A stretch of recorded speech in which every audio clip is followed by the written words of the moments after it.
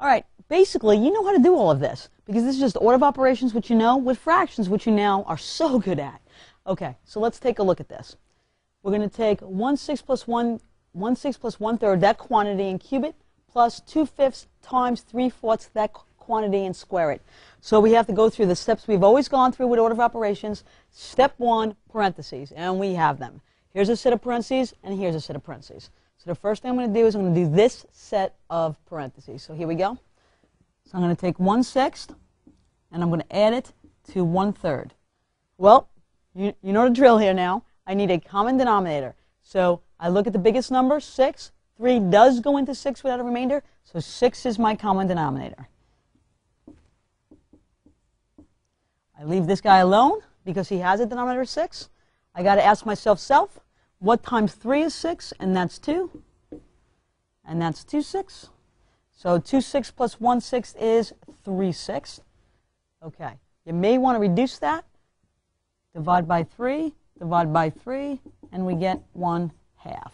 So inside this parentheses is 1/2. I'm not going to take off the parentheses because I did not do a multiplication step. So I'm going to erase this so I can go back there and write it in. So here we go. That is 1/2. We just did it. All right?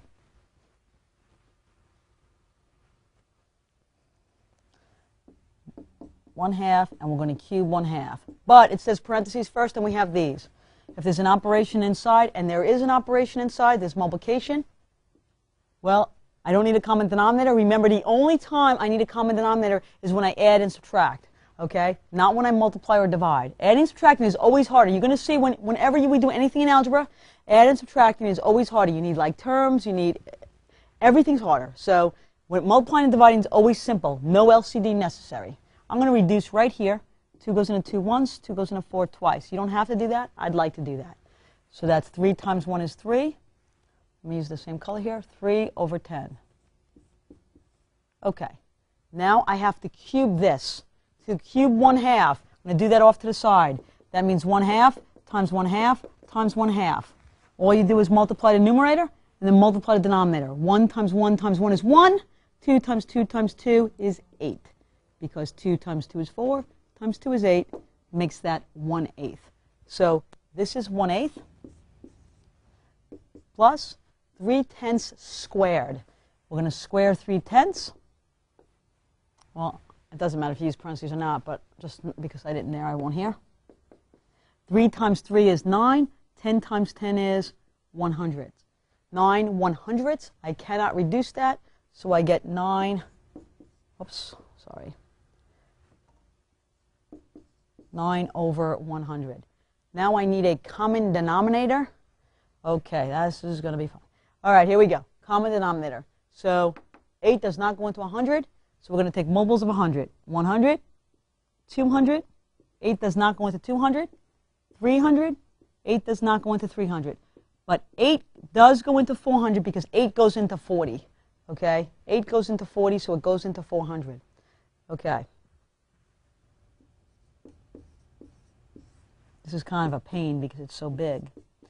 But all right, so we got to figure out 8 times what number is 100, and that would be 50. Whatever you multiply at the bottom, you multiply the top. 50 times 1 is 50. Okay, 400. 100 times what gives me 400? That's 4.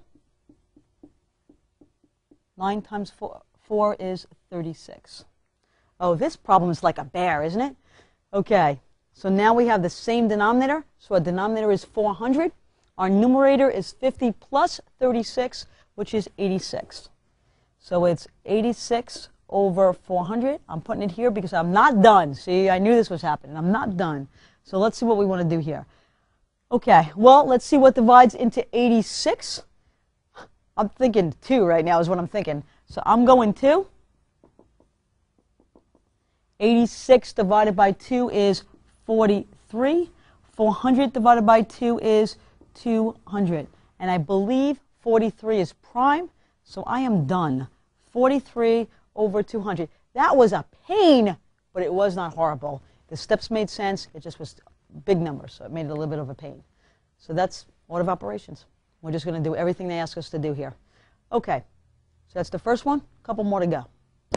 Let's take a look at this one. This one might be a little deceiving, so let's take a close look. Okay, no, that's a joke. Close look. See, I got close. Okay, forget it. All right, let's take a look at this square. This square only works on what's going to fall on. It actually only works on a 2. If they wanted you to do the whole fraction, they really should put it in parentheses. So even if, even if somebody writes it like that and says, no, I meant the whole fraction, they're mistaken. Because if they want you to square the whole fraction, they're going to have to put the whole fraction in parentheses. So be careful about that, okay? The only thing being squared here is the 2, not the negative either. So let's take a look at what we would do here. So we're going to square the 2. So that would be, the negative would stay there. We just drop the negative. 2 squared is 4. That's 4/3 minus 1/2. And then we're going to square the whole thing. Well, now, this is I owe 4/3, I owe 1/2. Well, that's nice, but I can't do that problem because I need, a common denominator. Okay, so the common denominator is, let's see, 3. That's no good because 2 doesn't go into 3. So 3, 6. The common denominator is 6. So I'm going to do that right here. And then I'm going to bring it back in. I would do it off to the side. I'll tell you what. I will do it off to the side. Right here. Common denominator is 6. We'll come back to this question. Don't worry. I know you're all worried. Okay. Don't worry about the negative. Just it's going to stay negative when we do this, this equivalent fraction. 3 times 2 gives me 6. So 4 times 2 is 8. So this is -8/6. 2 times 3 gives me 6. So 1 times 3 is 3. So I owe 8, I owe 3, I owe 11, 6. That's what goes inside here. I owe 11, 6. Now we have to square it because I don't take off the parentheses until there's one number in, I'm sorry. I don't take off the parentheses until I do a multiplication step. Okay? So we're all good. Now I'm going to square this. Remember how to square it. I'm going to take -11, 6 times -11, 6. Negative times a negative is a positive. 11 times 11 is 121. 6 times 6 is 36.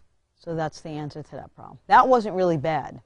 Just be careful about the negatives. They just stay negative there. Nothing really happens. Okay, let's do number 2.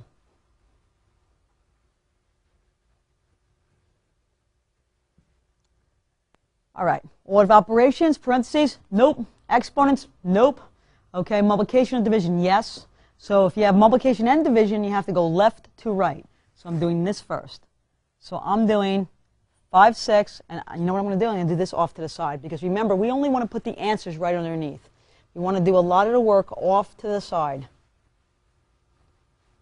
So we get 5, 6 divided by 1/3. Okay, which means 5, 6, change division to multiplication. Interchange numerator and denominator. That's 3/1. I can reduce if I'd like. 3 goes into 3 once. 3 goes into 6 twice. That's 5/2. So that's right here, 5/2 times 1/4. Now this is easy because now I can't reduce anything. I just multiply. 5 times 1 is 5. 2 times 4 is 8. We are done. 5/8.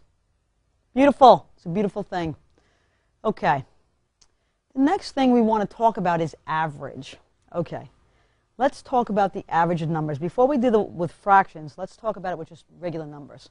Let's get the average of, let's just do 6 and 10. Okay, to take the average, you probably know this. All you do is you add up the numbers and divide by how many numbers you have. So we would have 6 plus 10, and since there are 2 numbers, we divide by 2, and we'd get 16 divided by 2, which is 8. Let me show you what that means to me when I'm thinking about average. Here's 6, here's 7, here's 8, here's 9, here's 10. You're welcome, I can count. Okay, 6 and 10 are where you are, right? Average of 6 and 10. I'm saying the average is 8. Average is supposed to be in the middle, and it is. Look, it's 2 away from 10. It's 2 away from 6. So it's equidistant from both 6 and 10. Equal distance from both 6 and 10. That's the average. So all you do is add them up, divide by how many numbers you have. So let's take a look at the fraction ones. To take the average, we add the numbers and divide by how many numbers we have. Up, complex fraction. This is a complex fraction that's like the second type where you have more than one fraction on the top and or bottom. So we're going to do it just like that. So I'm going to get an LCD of all the numbers. The LCD is 4, okay, because I don't have to worry about this 1. I'm just worrying about these 2. The LCD is 4. I'm going to multiply every term. If I multiply the top by 4, it means I'm going to have to distribute that 4. So I'll just go right to this step. Every term by 4. So whatever I do to the top, I have to do to the bottom. 2 goes into 2 once. 2 goes into 4 twice. 4 goes into 4 once. 4 goes into 4 once. So on the top, we have 2 times 1 or 2. On the bottom, we have 3 times 1 or 3. I'm sorry, I didn't mean bottom. Here we have 2 times 1 is 2, and then we have 3 times 1 is 3. So 2 plus 3. On the bottom, we have 4 times 2 is 8, which is 5/8. So the average of those numbers are 5/8. I'm going to show you something pretty cool. I know you're not going to think it's cool, but I just want you to get a visual for what's going on here. I'm going to take those numbers, okay, 1/2 and 3/4, and show you, just like I did before with the example I gave you of how it looks on a number line. So watch this. Because this is in 8s, I'm going to change these to 8s. So I'm going to take a second to do that. So I'm going to erase this. And I have to just know the answer was 5/8. I'm going to change this to 8s and this to 8s. And I don't expect you to do this. You don't have to do this. I just want to show you this. Okay, I don't want you to do this. Okay, 2 times 4 is 8. 1 times 4 is 4, so that's 4/8, because 4/8 is the same thing as 1/2 if I reduce it. Okay, 4 times 2 is 8. 3 times 2 is 6. So watch what we have. I think you can see it right there. 5 is in the middle of 4 and 6, but I can draw it for you. But if I have fractions, here's 0, here's 1/8, 2/8, 3/8, 4/8, 5/8, 6/8.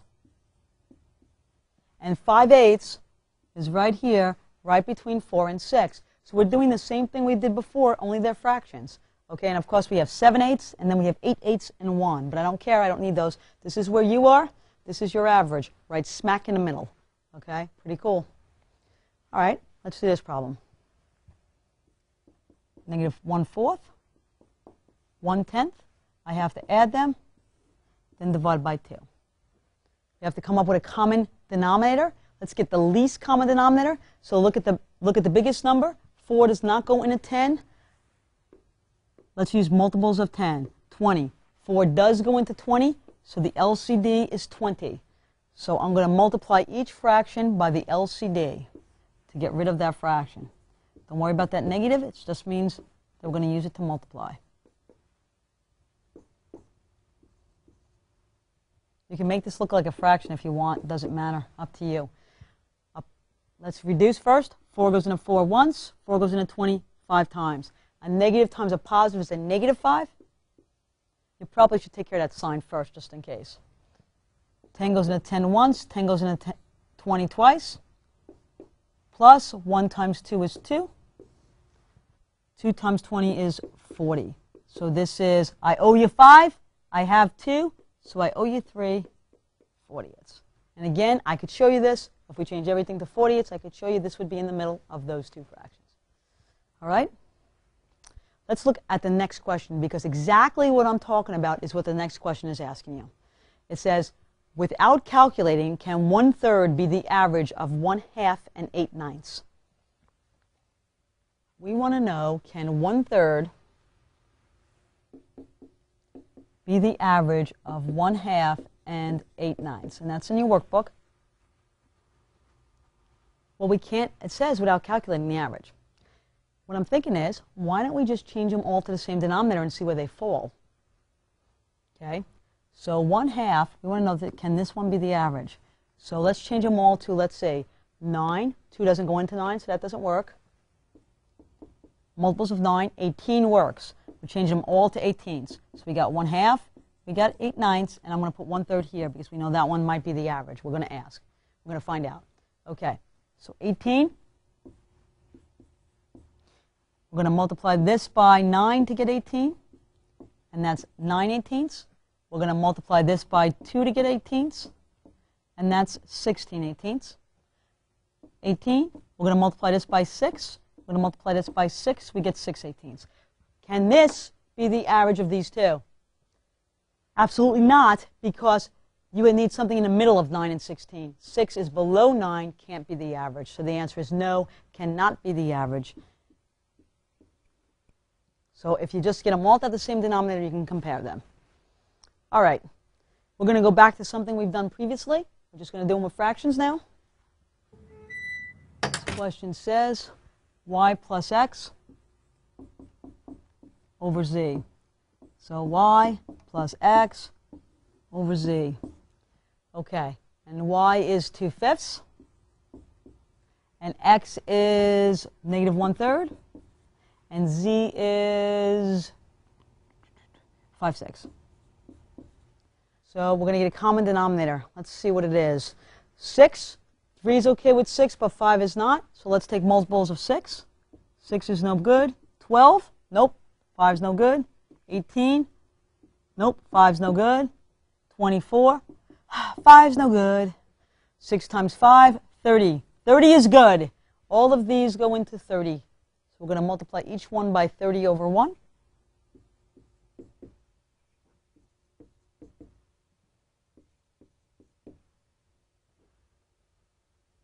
Okay, 5 goes into 5 once, 5 goes into 30 6 times, 3 goes into 3 once, 3 goes into 30 10 times, 6 goes into 6 once, 6 goes into 35 times. If your denominators all are not 1, then you've done it wrong. You haven't picked a common denominator. 6 times 2 is 12. Now check this out. Plus a minus. Plus a minus is going to be a minus 10. Oh. All over 5 times 5 is 25. Notice what I did. Plus and minus. Sign, sign. Sign, sign. Changes to one sign. 12 minus 2, 10 is 2 over 25. That's a done deal. It's not half as hard as it looked. Okay, let's take a look at this. Remember to use parentheses when you substitute? So we have x, keep the square on the outside, minus y, z. Let's put the x in there. We get negative 1/3. The y is 2/5, and this is 5/6 for the z. Now we're going to square this. You can do this off on another paper, but it's a negative times a negative, which would be a positive. 1 times 1 is 1. 3 times 3 is 9. We can take off the parentheses there because we did do a multiplication step. Now we have a negative times a positive, because bring the sign with you, which is a negative. I'm going to reduce because it's going to really help me out. 5 goes into 5 once. 5 goes into 5 once. 2 goes into 2 once. 2 goes into 6 3 times. 1 times 1 is 1. 1 times 3 is 3. So now I'm subtracting these. The problem is I need a common denominator. So the common denominator is 9, because if you think about it, 3 does go into 9. So LCD is 9. So I have a 9 here. Okay. Now, this already has a 9, so I leave that a 1. I have to multiply the 3 by 3 to give me the 9. And that's 3 over 9. Now remember, keep this negative with the numerator. I have 1 because that's a positive. I owe you 3, so I owe you 2/9. So that's the answer to that question. All right, let's move over to this one. Remember the deal here. Keep the original parentheses in the problem. But you're going to be putting in fractions, so I'd make those a little bigger. All right, so this is 1 minus x. X is, oh, rash, rash, rash, rash. I am getting a rash. You don't care, do you? I understand. Okay, here we go. Sign, sign. Signs are the same, so it's positive. 1 plus 1/3. And this is just 1 minus 5/6. I don't really need that sign, but I want to write it like this so you can see it. Now, here's the deal. I can just combine these easy, because 1 plus 1/3 is 1 and 1/3, and I can deal with that in a minute. This one's a little bit harder to deal with. Let me just tell you why. I'm subtracting from 1. So I need this is what you get when you combine a whole number with a fraction. But now I'm subtracting. Okay, so I have 1. I'm taking away 5/6. So what I really need is a common denominator. Well, if you think about this, put 1 over 1. The common denominator is 6, because 1 goes into 6. So I have to multiply this by 6. I have to multiply this by 6, and I get 6 over 6, which makes perfect sense because 6 over 6 is 1 minus 5/6. Now we're going to have fractions here. When we have mixed numbers mixed in with fractions and we want to do any kind of steps, multiplication, division, we're going to change this to a fraction, an improper fraction. 3 times 1 is 3, plus 1 is 4/3. I have 6, I owe you 5, so I have 1/6. So that's what I have so far, 4/3 times 1/6. I'm going to do that over here. Otherwise, I'll have to get on my knees. Okay, here we go. 4/3 times 1/6. All right. All right, ready? All right, I'm going to reduce. I can't reduce here or here, but I can reduce here. 2 goes into 2 goes into 4 twice. 2 goes into 6 3 times. Cannot reduce this way because I have to reduce the numerator with the denominator. 2 times 1 is 2. 3 times 3 is 9. And we get 2 9s. Okay, so that's the end of order of operations. Now we're going to multiply and divide mixed numbers.